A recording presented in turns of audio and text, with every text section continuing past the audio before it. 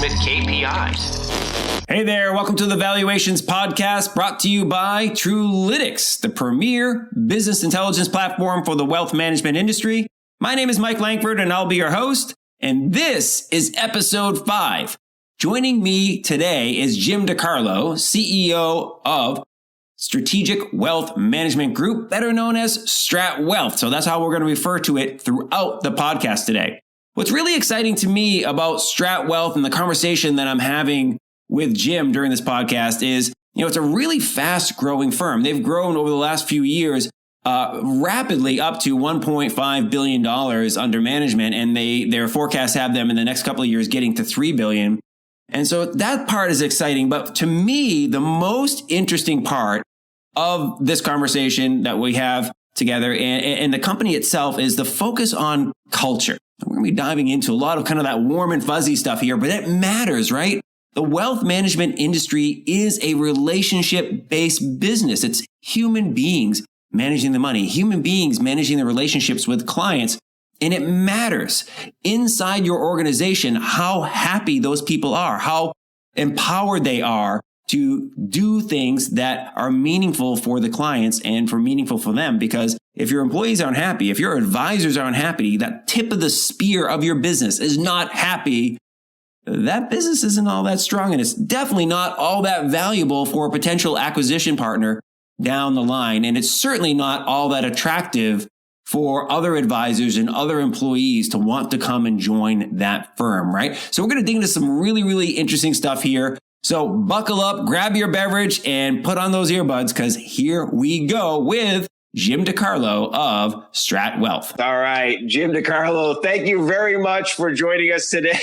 And I know it was quite the challenge, frankly, for us to get rolling today. We had to do some heavy breathing exercises and, frankly, maybe some yoga because we spent somewhere in the neighborhood of, I think I clocked it in at 52 minutes trying to get our tech right today. We had all sorts of issues, but we are indeed ready to rock and roll. So, how are you feeling? I'm feeling good, Mike. But I will tell you, we spent last year about $190,000 alone just on specific communications technologies, and now I'm going to release a treasure hunt looking for that $190,000. You're going to have a word with your tech guy later on today, like, hey, next time I need to record a podcast, It should be click a button and I'm ready to rock and roll. New rule. Well, that's fantastic. Well, again, thank you very much for joining us, Jim. The way I like to intro all of these when we have a guest, all the podcasts is really to kind of talk about the journey, like what brought you to StratWealth and how'd you get here? Because everybody's journey is a little bit different. And what you find, and what I think the audience, the listeners pick up on that is, little tidbits along the way, because, we're all on our own little journey here and experiencing things. And there's little things we can learn along the way that inform, and sometimes hearing somebody else's story kind of helps. So, what brought you to StratWealth, kind of a little bit of high level, maybe that 30,000 foot overview of the career. And maybe like kind of where you see things going.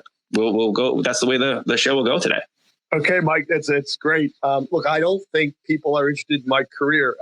So although it did take me overseas for almost 2 decades, so I had a chance to spend a lot of time over in Australia. I married an Australian back in the 90s, and we returned here to the U.S. about 5 or 6 years ago with our four kids in tow, and we've been blessed to be working with StratWealth for the majority of that time. So if I go all the way back, and I won't go too far, I went over to Australia to play lacrosse and met my wife. That's what took me there. But the industry was my first start, and I never left it. Financial services and working with advisors has been what I've been doing for almost 30 years now. Australian financial services is, contrary to most Americans, particularly who grew up in the era of Crocodile Dundee, think that Australia is not advanced. In fact, Australian technology is far more advanced. The financial services industry is far more advanced there than it is here. The U.S., most Americans don't know this, but the U.S. was the last country on earth to have cell phones. because the big telecommunications companies were just denying change. The Australian market we invented Wi-Fi, which we take for granted now, but the Australians invented that. And because the industry over in Australia it's agnostic, it's open architecture, it's vertically integrated. So you have a very, very advanced technology platform in Australia, which was my role. Bottom line, I've been working with advisors for, like I said, almost 30 years, really in the area of improving their business model through technology. And that led me into leadership development, leadership training, because you can't install change at the technology level if you don't understand what drives people to embrace change. And anyway, that brought me back ultimately to the U.S. and here I am at StratWealth. That's really cool. I love that story. And it is fascinating to think about that. We have, I live in Texas now, in Austin, Texas, and I often joke, as being somebody from the Northeast, there's a little bit of a Northeast superiority complex. And I think more broadly, there's definitely an American superiority complex, right? We think Absolutely. Everything we have here is the best. It is the newest. No other country can even, toe our line. And then you occasionally do go overseas and you see some things that are a little shinier in some respects. What do you attribute that to, by the way, in Australia, that they're a little more advanced or ahead of the curve when it comes to financial technologies and so forth? What do you attribute that to? Necessity is the mother of innovation. Okay. They are a very isolated country. They only have 6 cities in a continent the size, landmass the size of America. So you've got, Melbourne, Sydney, Brisbane, and Perth. And then, of course, you've got Hobart down there in Tasmania. So it's 6 states or territories. But they're so diverse geographically that they have to be creative and innovative all the time. They're also able to look out and learn from other countries. So they look at what's happening in the U.S. and go, no, thank you. Yes, thank you. No, thank you. I'll take that. I'll leave that. I'll pick that. You can keep that. Okay. And they do it all over the world. So they go to so Samsung, Sony, all the Asian, Japanese cultures that bring technology into this country and into Europe, pilot all of that first in Australia. We see stuff first before the rest of the world. That's very interesting. So what was it that, so as you came back to the States, what was it that brought you to StratWealth? So, you've got this mindset, I guess, from your experience in Australia that, you want to be very innovative, tech forward, and a certain way of doing business that kind of in the formative years of your career. And here you come back to the States and obviously looking for opportunity. What are you going to do here? And so what made you decide on StratWealth? What was it about it that made it the right fit for you? Great question. I wasn't looking. When I bumped into StratWealth, I was sitting on a panel with the president. We were talking about best practice. And afterwards, he said to me, "You want to grab a cup of coffee?" And they're local enough in the Maryland area for me to want to spend some time with them. And as a firm, they were going through their own change curve. There's always a change curve of, deny, resist, accept, explore. And they were kind of in this accepting stage of change, which was, we've been flatlining for a number of years on our growth, and we can't quite figure out why. Would you come in and have a look and talk to us about what we're doing at the highest level and talk to our leadership team and our board? And I did. What attracted me to StratWealth was the fact that they were there were 2 things. One, they were quite large. They were very successful up until that point. When I met them, they were about $850 million in assets, and they had almost 30 staff. So it was big enough to get my teeth into. When I left Australia, I ran an $83 billion platform that touched 16,000 advisors, and we did $5 billion of new business a year. So I'm used to a bigger team. So when I came to StratWealth, I liked the size, but I also liked that they were sitting on this value proposition about we want to run a better business for our people and deliver better services for our clients. And they were really focused on that. And that spoke to me about purpose. And And one thing led to another, and they appointed me as chief executive officer about 3 years ago. It's fantastic. That's really cool. So you mentioned, in our first conversation we had a few weeks ago, we were on a call with Carla McCabe, the director of practice management at TrueLytics. Right. And one of the things you mentioned, it was that how important it is, how important culture is actually, to you as an individual, as a leader, but also to an organization. You said you kind of had a bit of an aha moment there. And so, one of the things, I like this model you had for the company, this you grow, we grow concept. Would you mind kind of unpacking that a little bit? Because I think it's great. It's so important, in terms of the value of the company, that, the culture is key. Absolutely. And you're getting me off the back of Schwab Impact. So in fact, Schwab invited myself and our COO, Patricia Achterhoff, to present. And we invited one of our change agents as well, Mark Culp. So the three of us did a 75-minute workshop at Impact just last week, talking about the competitive advantage in the firm is to harness culture. It's not always to improve technology or to lift your marketing game, or to improve your investment process. These are relatively commodities to the business stack. The difference is whether people and whether there's a culture for change. So the you grow, we grow concept sits in the belly of this understanding that every firm that is remarkable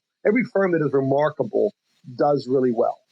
Apple, Whole Foods, Southwest, Starbucks, Uber, Airbnb, even McDonald's. These brands are phenomenal. But what they do really well is they understand the need to keep changing.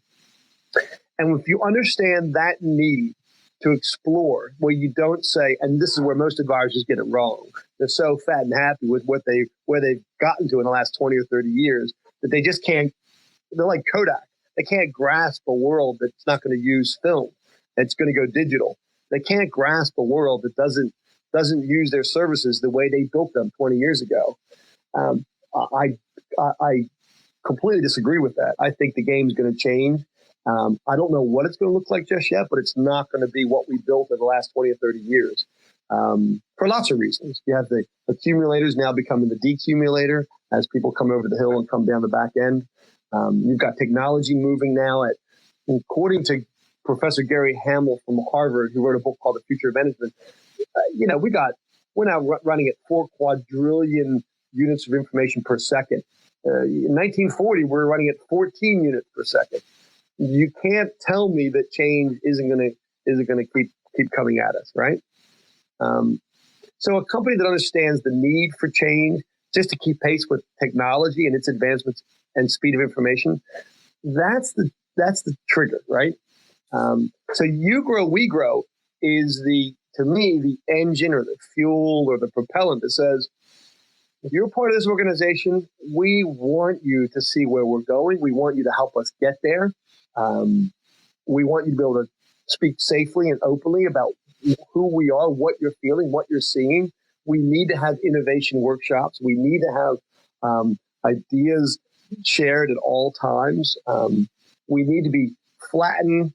We're not hierarchical, because 30 people is much better than 5, right? The leadership model at the top from the 1940s and 60s no longer exists. It's got to be bottom up. And that means you've got to embrace the want for other people to be on the journey to grow. You grow, we grow. Make sense? Yeah, it makes absolute sense. And it's interesting. You mentioned, you talked a lot about change there. And I had a little note here to talk about the concepts of embracing change, right? Because you in our earlier conversation, you talked about how important it was for businesses to have a business model that embraces change. Yes. And I love that. One of the things I've been in the financial services industry like you pretty much my whole career, right? I started right before the internet got it started, 1994. There you go. Answering phones for mutual fund companies back in the day up in Boston. And, you do occasionally bump into those folks who like they've been around for a while, so they've seen a lot of change, but at a certain point in time, they kind of mentally, I guess you plateau, right? I've been here, I know my job, I'm good. And they kind of resist like that next wave of change that's coming their way, not necessarily to be belligerent, if you will, or, just steadfast in their ways. It's just, it's like there's that, I always joke that fat, dumb and happy. Like I'm good, man. I don't need to do any more. And I'm seeing a lot of that in the industry right now, right? Where people are begrudgingly, and maybe it's because we're seeing maturity, right? And advisors, the average age of an advisor now is over 50 years old, creeping up towards 60. Correct. And there is just a kind of like, hey, look, I'm on the back nine. If I could just set cruise control, life will be good. How are you as a leader addressing that type of thing, right? Where it is easy for people to get comfortable and feel like they can cruise, especially since we've been in a bull market the last 8-9 years. The answer to that actually links back to why I'm here. It's this is like Bill Murray and Groundhog Day. Right. I am here because the firm has come face to face with some of those facts. They've been around a while. They're 26 years old. We're almost 1.5 billion in assets today. We're across the Maryland footprint from kind of Columbia, Maryland, near DC, all the way out to the shore on the Eastern Shore. And they asked me, do we have a business model that is got scale and is repeatable? When we step away, do you think we've got the right framework? And I just said, point blank, you're not even close. And they were like, what do you mean? We thought we built this business model that is, sustainable and repeatable and renewable. I said, you don't have a culture that's designed for people to live into a business model that's meant to survive after you. Your organizational structure is wrong. Your deliverables for projects doesn't exist. You don't have a leadership program that helps people understand what their career path can look like. And you're leaving money on the table. And they're like, what do you mean? I said, well, most advisors end up looking just like you. And they end up with this average number of 2.3 times multiple on their, and it could be 4 or 5 or 6. In Australia, when you've got business models where the client experience is deeply repeatable and you can demonstrate that process-dependent client experience rather than a people-dependent client experience, and that's what most advisors have because they're really good at what they do. They're really good at their craft. And Mike, let me be clear. I don't see clients. As a chief executive officer, I am doing nothing but providing that framework I just spoke about across the company to drive this thing to the next level. To go from 1.5 billion to 3 billion to 5 billion and then on to 10, it needs a leadership framework. But most advisors are people dependent. They love what they do. They love their craft. They love working with clients, and they do a little bit of everything on the outside around that. But they're in their own way. A purpose dependent business, one that is purposely anchored on its values and lives into those values and builds value for those values. Holy smokes. The multiple on the back end of that is so much higher than the average advisor firm today. That's fantastic. So, it's interesting to me, like one of the things I think that builds on that, and you mentioned it last week as well, is how important you see it as your job to ensure a high level of employee satisfaction, right? That your people are happy, that happy employees make happy clients. Can you kind of dig into that a little deeper? Because on a recent episode of the show, in fact, the most recent, the episode before this, I think we were talking about how, like, if I were buying a business, right? If I were looking to buy a book of business or acquire a wealth management firm, I would really want to see what the employee satisfaction firm score is, because I'm not just acquiring clients and assets under management. acquiring the people who are the tip of the spear in those relationships. And if those employees, whether it's somebody who's, in operations or, the person at the front desk or even the advisor, if those people aren't happy and if I acquire that business and there's going to be rapid turnover, the value of what I just acquired could decline rapidly. Right. Absolutely. So talk a little bit about employee satisfaction and kind of where you see it in the firm. Yep. So we measure it every year. We've been measuring it for 3 years. This will be going on our 4th year. We started this whole change and drive to the next level. So we're at 850 million. Like I said earlier, they had been flatlining for a number of years, and the question was, why can't we get to a bill, and why can't we push through that? So it took them 21, 22 years. Let me put some numbers to this for you. It took them 21, almost 22 years to get to 900 million, say, right? It took us 3 years to get to almost 1.5.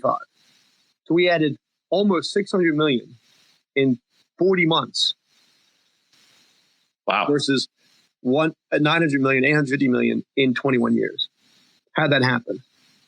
It didn't happen because we launched a new marketing strategy. It didn't happen because we have a new website. It didn't happen because we changed our pricing structure. It didn't happen because I created a referral program with different referral networks. Nope. It happened because we ripped out 7,000 hours across the business in downtime, using old technology, using old processes, and using broken steps that didn't allow people to do a better job.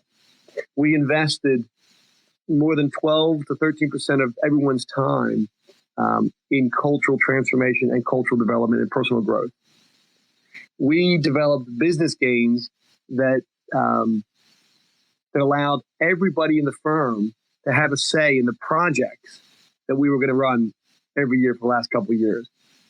So when you allow people to put their hand on the wheel and participate in the change, even in deciding which changes we thought were the best for the firm to get to the next level, and then break that up into a project management methodology, which is what I bring to the firm, and then allow that project management methodology to track and hold people accountable and projects accountable to those tracks, you get what we've achieved. You get a $1 billion firm moving to almost 1.5 billion. You get expenses holding flatline for almost 3 years. So you can imagine what's happened to the profit margin. So what I did was I turned around and said, this isn't our money. You did this. So we're now going to have a profit share. So I launched with the firm. We designed a small profit share that every quarter we run 90-day sprints. And every 90 days, we open up the book and show what we did in gross revenue, what we did in expenses, and I share a portion of that back to everybody's salary every quarter, every year. That's hands-on, baby. That's it. That's great. Right? Yeah. That's fantastic. And I love that approach, right? Because everybody feels like they're a part of the bigger, the larger business, right? And the larger mission of the business versus feeling like, hey, I've got my book of business. You've got your book of business. Yeah, we may be under the same umbrella, but I got my, I'm just focused on me. It creates a real connectedness at the firm. I think it's a great leadership approach. Well, we gotta. I think as owners of a business, and I know we want to pay attention to the time here, but as owners of the business and people that listen to this podcast, many of them are owners. It's an indictment when you read the Gallup poll information that 32% of employees across the United States are actually engaged in their business. We're talking on Friday, and there's a restaurant that we talked about going to happy hour with one day called TGIF. I mean, we have a culture that's designed around thank God it's Friday. Yeah. And you've got such a low engagement level. And yet people come to work every day wanting to do more, be more, give more. We have a narrative here in the organization called that we termed serving others to make lives better. And that doesn't just go towards our clients. It also goes towards our business partners because we're working with other advisors, and it goes towards our people. When you serve others to make lives better and you lift them up, you grow. And that's where that's where we get the engagement. And I just think as owners, we have an obligation to give our people more adaptability, right? More love. Right. Use the L word, right? Yeah. More love. We treat people like family here. I have a very, very strong attitude that everybody matters. Everybody matters. It's not. And when you take that approach, extraordinary things can happen. We are so tight as a firm that is almost breathtaking, and it's just wonderful to watch all the creativity and the power that comes out every day, every week from the people here who run this thing. I'm just blessed to help sing the song at the high end. That's fantastic. It's really interesting. I am a huge proponent of the concept that, like, look, you have to treat employees well. You have to treat everybody well. And in fact, I recorded a video and published it earlier this week on, are you making people comfortable or uncomfortable?